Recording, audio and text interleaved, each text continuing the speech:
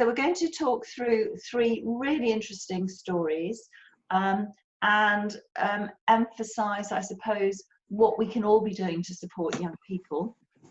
As happened last time, we have Jonathan on the line, Jonathan, journalist, who is going to do a note for our website. And William is going to be recording this session, an audio recording, for those who can't make the recording, couldn't make this online, and so for our members can hear it. So each of the speakers is going to talk a little bit like last time, and I'll try and blend in any questions that come through. Do use the chat function. I'll keep an eye on that at the bottom if there's any particular points or questions you would like to ask. And then I'm going to start with introducing Kate Wilson. Kate is Managing Director of the independent children's publisher Nosy Crow. Wonderful name. I'm sure she'll tell us how it got its name. Kate herself has got over 25 years publishing experience at very senior levels across publishing, award-winning, multi-award winning. And I think, Kate, the fascinating thing here is that you responded very quickly to thinking about how you as a publishing company could respond to the coronavirus crisis for your audience. So do you want to start and tell us a little bit about Nosy Crow, but also about how the idea to publish your ebook came along? Sure. So Nosy Crow is in its 10th year of publishing, so we're 9 and a bit years into a publishing journey. There are between 40 and 50 of us, including freelancers, working for the company, and we're based in London Bridge, which is in fact where I am today. I'm in the office on my own today, doing a number of calls and sorting out the office for a very limited return to work in the course of the next couple of months. Nosy Crow has been, as you say, successful. We're multi-award winning. We turn over around just under £20 million a year, and we publish this year about 100 books. Most of our business comes from outside the UK. So we're very kind of geographically spread in terms of our rights selling and our export activity. We have had a quite shit time in the last few months, like many people, because in the UK our retail outlets have been closed, and we've had the cancellation of our book fairs in London and in Bologna. We won't be attending the Beijing Book Fair, and the Frankfurt Book Fair seems to be sort of collapsing before our eyes as more and more major publishers pull out. So it was not, when we made the decision that we do the book that's the focus of this conversation, it was not a happy prospect, and it hasn't been an altogether happy time. It is true to say, I think, that for us it has been less bad than we thought it would be in terms of sales, and that's been about online sales, and it's been about the fact that the nature of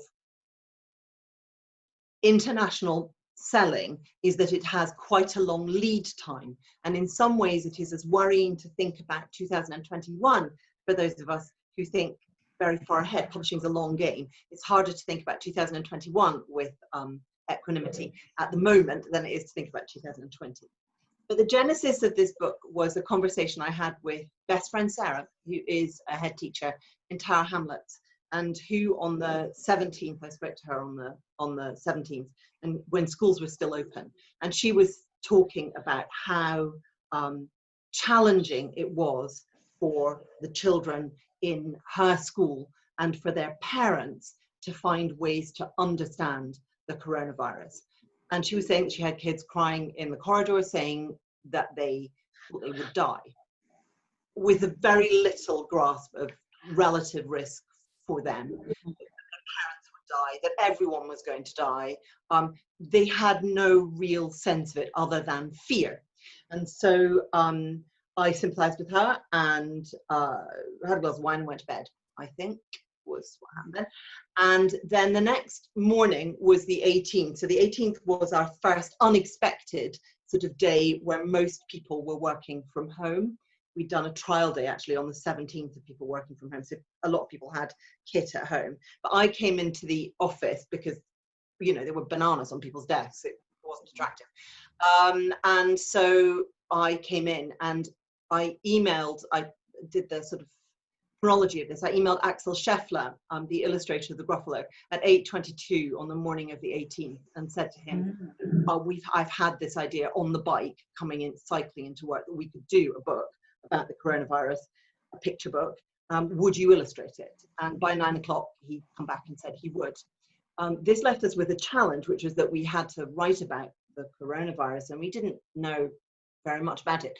So I had to find an expert, and I remembered hearing Graham Medley from the London School of Hygiene and Tropical Medicine talk on BBC, and I thought I'd just Google his name and see what happened. And you can find him really easily. In fact, anyone in the London School of Hygiene and Tropical Medicine, if you know their names, and you can find their email addresses, and you can just write to them. And of course, you get back immediately, but he did after a couple of days. Those were days when I have to say we weren't focused on working on the book. Those were days when we were focused on trying to set up Nosy Crow as a remote working business. So this was an idea that we really wanted to do, but for the first few days after the 18th, we really didn't do very much about it. I suppose I started to think seriously about it at the weekend when Graham Medley from the London School of Hygiene and Tropical Medicine did get back to me over the weekend and said he was willing to support us in the science component of writing the book. I'd also put out some feelers for a child psychologist, and I'd found a wonderful child psychologist, Sarah Carman, who works at the London, at the St Thomas, Guy's and St Thomas's Hospital, the Evelina Children's Hospital there. And so we had a child psychologist, I had head teachers that I could talk to, and of course I now had Graham Medley on board, and I had Axel. So at that point we started writing the book and getting it vetted by those people as we went along, and Axel was illustrating, roughing it out at the same time, and we were sending the rough illustrations to these people to see if they were comfortable with those. We published the book on April the 6th. We wanted to do it fast and we wanted to do it free. So we made this book completely free on our own website. And we published it quite unusually for a trade publisher using a Creative Commons license. So we said that we insisted on the integrity of the work, because I didn't want it going out with amendments that would then compromise the expertise we'd been so careful to bring to the project. So you can't mess with it, but you can host it on your own website. You can do all sorts of other things. We, at that point, also contacted those illustrators who were, those publishers internationally, who we know had published Axel with us historically, and we offered the book free to them if they were willing to offer it free to people in their language. So that was the only condition, that they would do it accurately, and that they would consult us if there were any changes that were required in order, for example, to reflect the realities in their countries. So Sweden never closed schools, so we had a section about why are schools closed, and we allowed them to make that change because it was more appropriate for them. So we put it onto the website, and we have had now 1.2 million downloads or views on our website alone, and we don't know how many people have seen it because we have the essence of a Creative Commons license is that we have no way of tracking who else is hosting it, but we know lots of other people are hosting it. And so far it's been translated into 60 languages. So we know that other people in other countries are using it too. We had a very good, and I think this has been helped by Axel, we had a very good PR take-up of it. And so I was interviewed on lots of regional BBC radio. I've done a bit of US and UK television, and Axel has done more. It wasn't possible to ask Graham Medley to do any more because he's working out how to model the pandemic, so it felt wrong to ask. But we did it, and the psychologist did it, so Dr. Sarah Carman did it too. So we've had quite a lot of publicity, and each time there was major publicity, you could see a spike in the views, of course, the book on the website. So it felt like a small thing we could use our expertise to do. There was no financial gain here. This was an additional wodge of work at a time that we were all working flat out. But I think it is a thing that has helped to make our staff think about what our purpose is as a business. We are, I think, as children's publishers, doing things that are good, publishing books. We publish books that entertain and that educate and distract children, and we help parents in their education, entertainment and distraction of children at this time, and honestly at all other times. So I think that it meant that we felt that we were doing something that was very aligned to our purpose and was a very visible manifestation of our purpose and our cultural values. And I hope that we also then communicated that to a wider audience of consumers and people within the trade. Obviously, bookshops knew we'd done it, and so to consumers and other people we care about in the trade.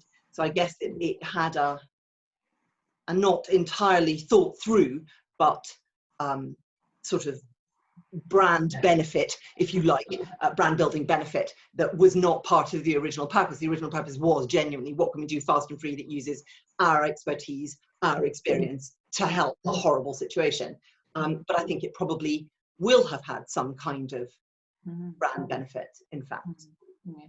And what about the very consumers for whom the book is written? Have you been able to get any feedback from, I mean, you talked about your friends, pupils worrying that everyone was going to die from this virus, and of course there's lots of memes and things around on social media where children have been very affected by young children. Have you had any feedback that this has been a real help for them, or they've enjoyed the book? I mean, we didn't have, actually, maybe we should have had a sort of platform within our own website, because we were doing a whole load of other things, remember?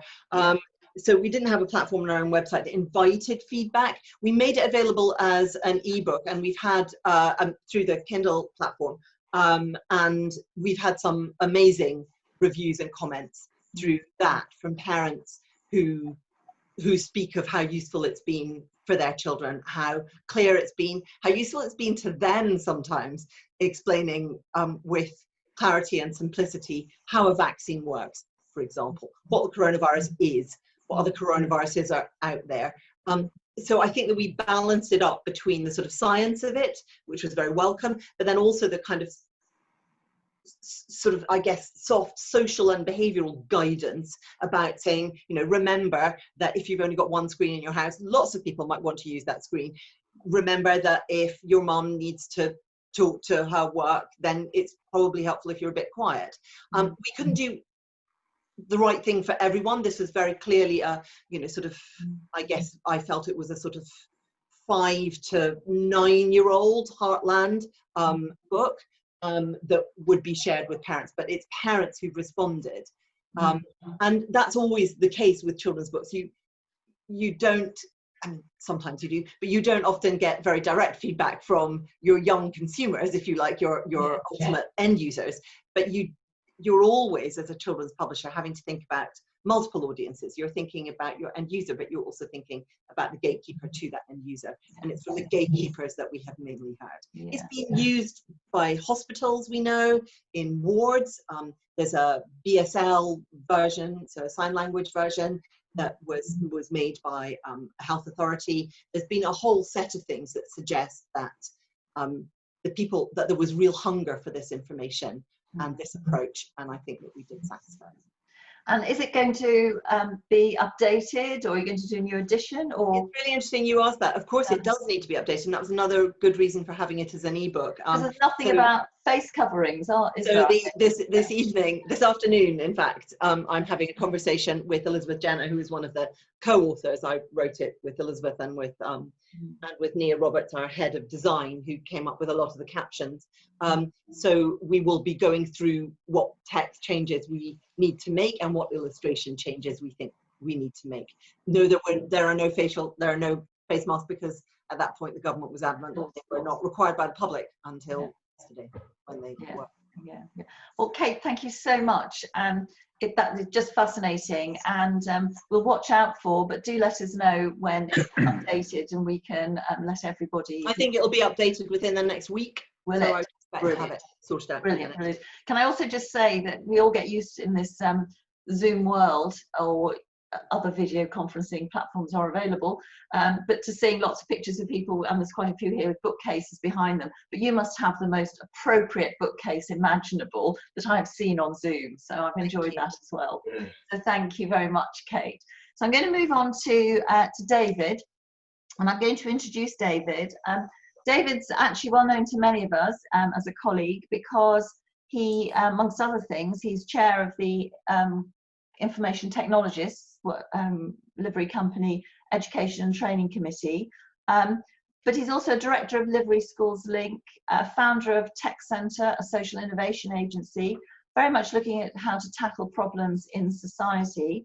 Has Placer, an app which helps students get work experience. He's a published author about how no one should be left behind in the digital age, but very specifically, as this crisis was unfolding, David alerted me to his a really amazing personal story on his video, which is on YouTube, about overcoming crisis with an entrepreneur's mindset.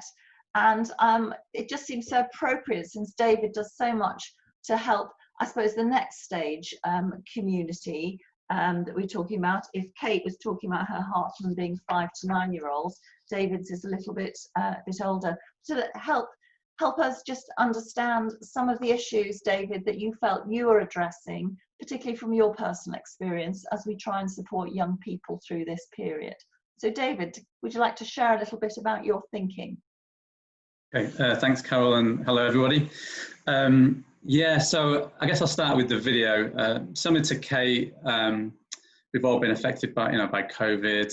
We're all wrestling with challenges, and so I was sat at my desk tackling a certain challenge, and I got an email from Canterbury Christchurch University who was saying students are struggling right now. They're at university, they spent a lot of money on degrees, and they're graduating into the post-COVID society of September, October. So could I create a video that would encourage them? And yeah, so I produced a video called Overcoming Crisis with an Entrepreneur's Mindset. I just put it in the chat window if you'd like to take a look after the webinar. But yeah, just started out as an encouraging message for their students, and just in the first month has now been watched by over 250,000 people in 50 countries, which was just unexpected. And the good news is people are reaching out saying they thought COVID had destroyed their dreams, and kind of thanking me for just encouragement of giving them what they feel they need to get through it. And really all the video was a story, my own story of tackling challenges. I was told at 15 by my careers advisor, David, you're from a poor background, you'll never get into technology, give up now kind of conversation, which so many students still get. Thankfully I didn't listen. I left school at 16 unemployed rather than change my dream. Thankfully, some of you may remember the YTS program, the youth training scheme of the 80s. So that gave me an apprenticeship. I got an apprenticeship with a technology company in 1987. 7 years later, in the early 90s, I was one of the UK's first internet entrepreneurs. Created one of the first digital marketing agencies in the UK. Worked for big corporates like Microsoft, Intel, Cisco, Unilever, scaling that over 10 years. But imagine if I'd have listened to that career advice at 15. And so by 2004, I left my business because so many people are being left behind. So many young people are told they're not good enough, give up now, and too many people are unemployed. So I became a social entrepreneur in 2004. My first social enterprise was pop-up training academies, training unemployed youth back into the workplace. The reason they worked was because it trained people with technical skills, digital skills and soft skills together in one program. So that was my first social innovation. After that, I innovated Tech Centre as a social innovation agency. And the vision, I think, became, let's not wait for the entrepreneur to come up with an idea to tackle a problem, why don't we become more intentional about it? I think it's a process. So the Tech Centre has been funded so far to innovate 3 new startups. One of them is Placer, which Carol mentioned, which is all about helping more students at university get work experience and graduate jobs. So yeah, it's been really exciting to innovate new startups. Faced quite a few challenges, but yeah, the video really was just talking about those messages, those challenges. And the key message really was everyone's got a dream. It may have been disrupted by COVID, but the dream's not gone. It's just that the route to get there might have changed. And that's really what my video was all about, was really reinforcing that the dream's still there, but you're going to have to maybe reroute and come at it in a different way. But the good news is it doesn't have to disappear. And that's really what that video was about. I know I've certainly felt that in supporting my slightly older children, and one in particular who's very carefully mapped out professional route, personal route, worked all the way through to October 2021, and then was completely thrown by, you know, her fiance's doctor's registrar positions all being frozen for a year. And I think it was very hard to try and get the perspective. They've got there now, that although things have had to move on, like weddings delayed and all those sorts of things, that they've got there now, but it was really difficult for them, just giving them that sort of support to realize that you could reroute and you could look at other things. And I think the thing that struck me about your video, David, was, you know, you're just sitting on your sofa, presumably at home, and you're just talking to the camera, and it really comes across very personally. It's not like reading an article about, you know, 10 tips about what you should be doing to look again at your study options or your career options. So did you think very carefully about how you were going to present it? Yeah, so I had a chat with the university who made the initial request, came up with the idea. It probably took about 2 weeks to produce it. So, you know, it's like at first you're thinking through ideas.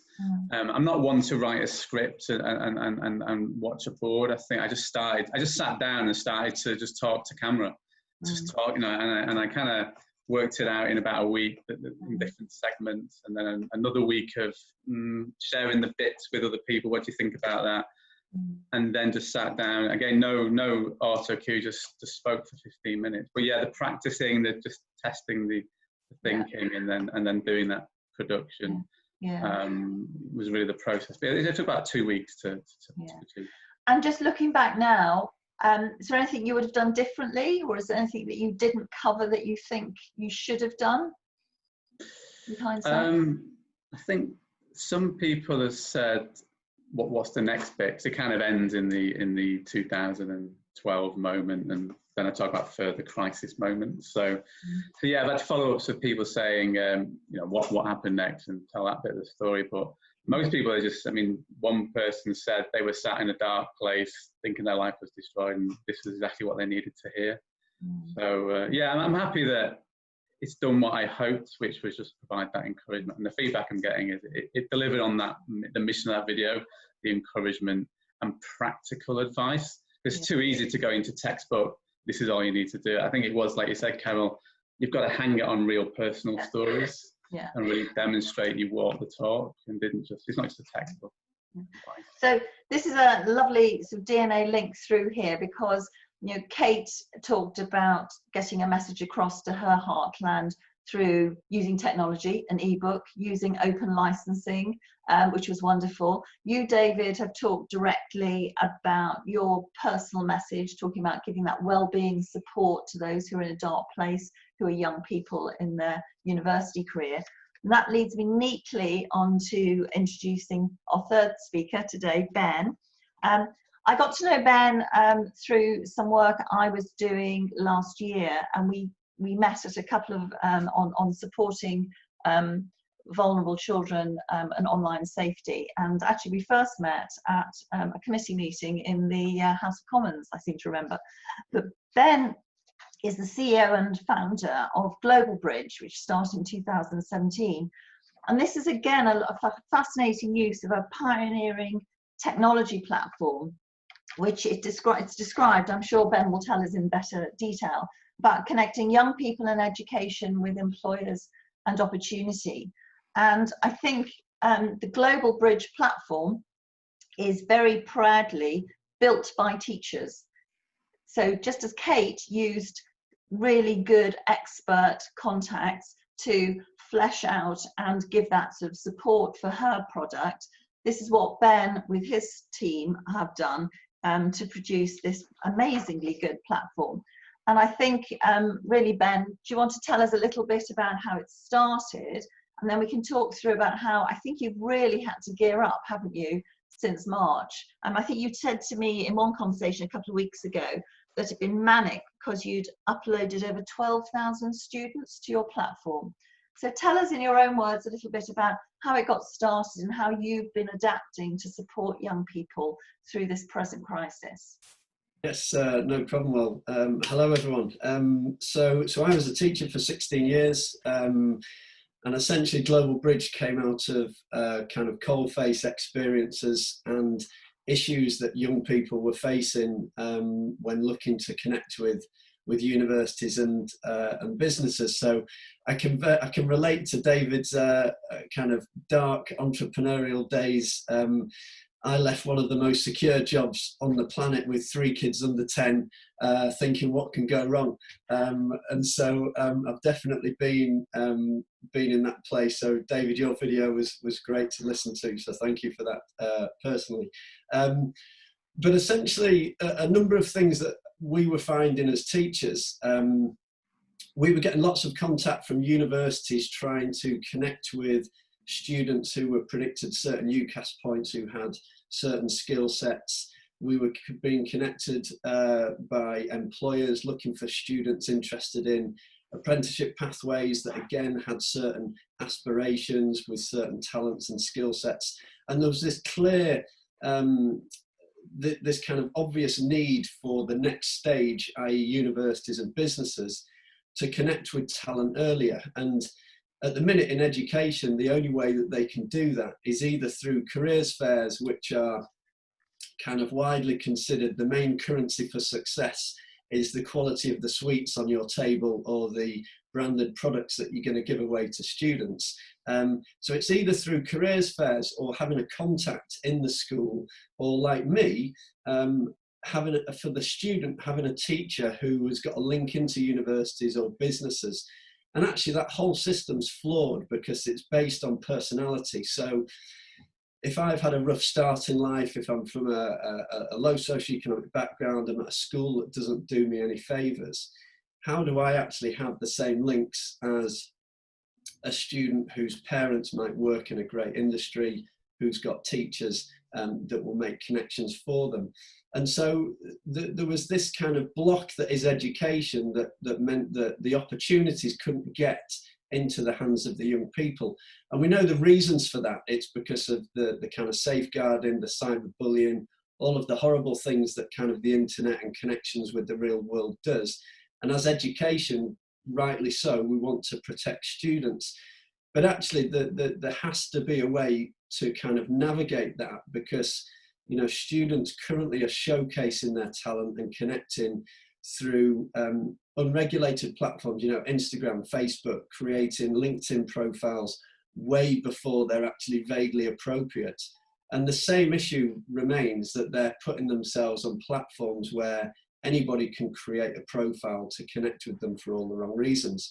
So we as teachers were faced with this. We've got loads of opportunities out here that our students need to connect with to succeed, but actually there's either blocks around access, there's blocks around personalities, how we connect. And so can we look at that? So I went along this, a bit of a journey, essentially creating a hybrid mix between Facebook and LinkedIn for education. So the Facebook link is around giving students a digital multimedia profile to evidence their skills, talents, qualifications, where they can showcase that in any form of multimedia. So we built this with a mindset of the issues that students face, which I'm predicted an A star in French. How do you know that unless you hear me speak in French? or here's a video of me speaking French, or I've got an aspiration to be a writer, here's some example work that I've done, or I'm a grade 8 pianist, here's an audio clip. So actually giving them an evidence, a place to evidence their talents. And it's actually, you know, we built this knowing that when a student applies to university, they get 4,000 written characters and a list of grades. So in the digital age that we live in, we're still being required to evidence talent through a written format. And actually, we go to school for 7 years and we get taught resilience, ambition, teamwork, yet we leave school with a piece of paper with a list of 4 grades, which is the summary of my 7 years. So I think what COVID has done, and the cancellation of exams this summer, has actually identified a key shortcoming in the system of grades being the sole source of evidence for a young person's ability. Now, yes, they are going to be the currency to progression and to opening certain doors in some, you know, in the majority of cases. But actually the feedback we're getting from industry is grades don't determine success in our workplace. But actually for the young person, they don't get a chance to show their character and that they've got a character culture fit because they need the grades to get into the interview. So for us, it was a challenge to kind of, you know, challenge the system really, that's kind of fallen into this rut of, you know, grades being all that we produce at the end of our time at school.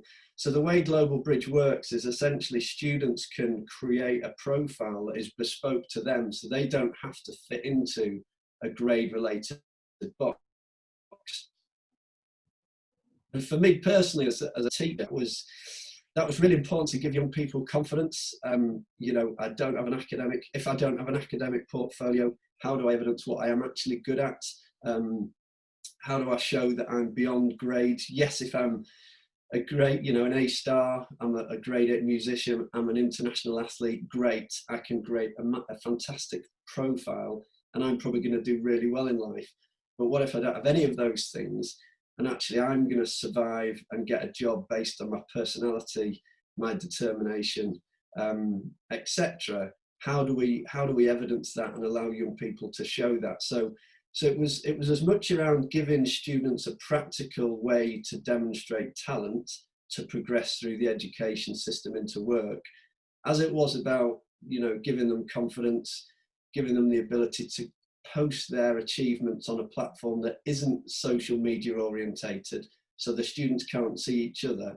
And that's because we know as teachers, you know, one of the first or last things on every staff meeting agenda is cyberbullying.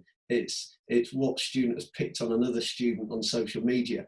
So we knew we had to take that away, you know, and then it's internet safety. Are our students protected?